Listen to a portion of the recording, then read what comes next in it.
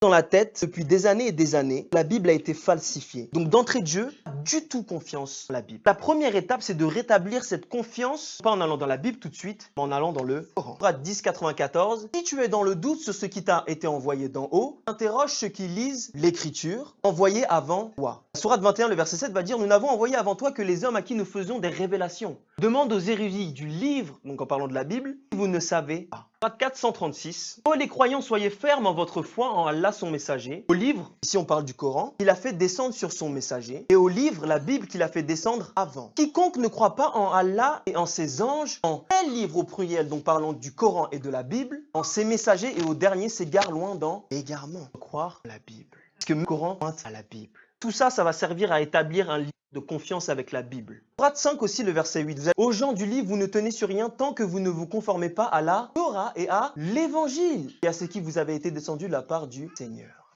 Sourate 2, paragraphe 136. Nous croyons en Allah et en ce que nous avons été révélés, en ce que nous a fait descendre vers Abraham et Ismaël et Isaac et Jacob et les tribus, en ce qui a été donné à Moïse et à Jésus, et en ce qui a été donné aux prophètes venant de leur Seigneur. Nous ne faisons aucune distinction entre eux, et à lui nous sommes unis. L'idée, ce n'est pas de rentrer dans un clash de contradictions, mais d'essayer de faire résonner. Si la Bible a été falsifiée, est-ce que la Bible a été falsifiée avant ou après Mahomet? Et généralement, la Bible a été falsifiée avant. Mais c'est un argument très facile à casser. Allah est en train de pointer la Bible. La Bible est un livre corrompu, ça veut dire que Allah est trompé, que Allah n'est pas tout puissant. Paragraphe 15, nul ne peut modifier ses paroles. Sourate 10, 75 nous dit: les paroles de Dieu ne changent pas. La sourate 6, 34, et nul ne peut changer les paroles d'Allah. Les paroles de Allah ne changent pas. Sachant que le Coran, la Bible ne peut pas être falsifiée ni avant, ni après Mahomet. Allah ne change pas, la parole ne change pas. L'Ancien Testament, la parole de Dieu non plus ne change pas. Deutéronome 12, le verset 32, toutes les choses que je vous commande, vous prendrez garde à les pratiquer. Tu n'y ajouteras rien et tu n'en retrancheras rien. Proverbe 30, le verset 6 nous dit: n'ajoute rien à ces paroles de peur qu'ils ne te reprennent et que tu ne sois trouvé menteur.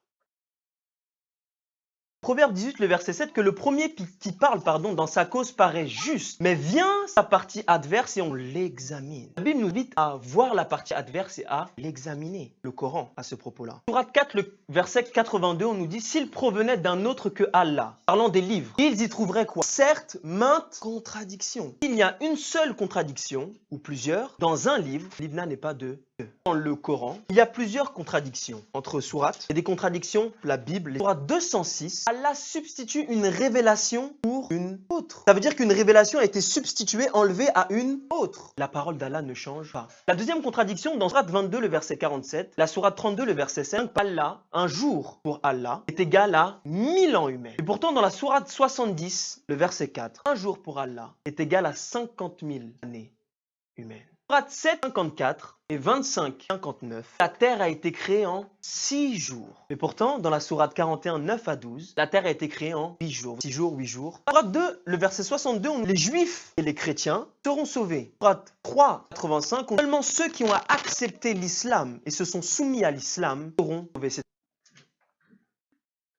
Donc, qui sera sauvé? Encore une fois, mais il y a une contradiction. Mohammed était le premier musulman. Dans la sourate 3,95, on nous dit aussi que Abraham est le premier musulman. Il y a encore ici une contradiction. La Bible est arrivée bien avant. Le Coran a été écrit seulement en 632, entre 632 et 637. Où était l'arche après le déluge? Sourate 11, le verset 44, parlant du déluge. L'eau baissa, l'ordre fut exécuté et l'arche s'installa sur le Joudi. Et il fut dit que disparaissent les gens pervers. L'arche est posée sur le mont Joudi. Genèse 8, le verset 4, que le 7e jour du mois, l'arche s'arrêta dans les montagnes du mont Ararat. Où est le mont Joudi aujourd'hui? Sur Google, où était le mont Ararat? Le mont Ararat aujourd'hui existe encore, alors que le mont Joudi...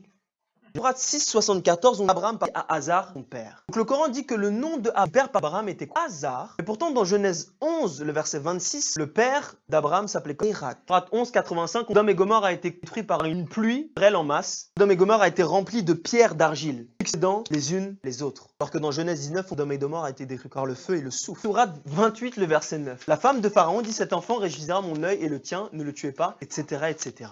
Or, la Bible est la sœur de la fille de Pharaon. Sourate 10, 90 à 92, nous fîmes franchir les mers au fils de Pharaon et son armée se lassèrent à la poursuite par haine et par iniquité jusqu'au moment où le Pharaon, débordé par les flots, s'écria « Oui, je reconnais qu'il y a d'autres dieux que celui en qui croit le fils d'Israël, et je me soumets totalement à lui. » Lorsque Pharaon et ses troupes ont traversé la mer Rouge, Pharaon a commencé à se repentir, dire « Oh, je reconnais le Dieu d'Israël. » Et qu'est-ce qu'a fait Allah? Allah l'a pardonné.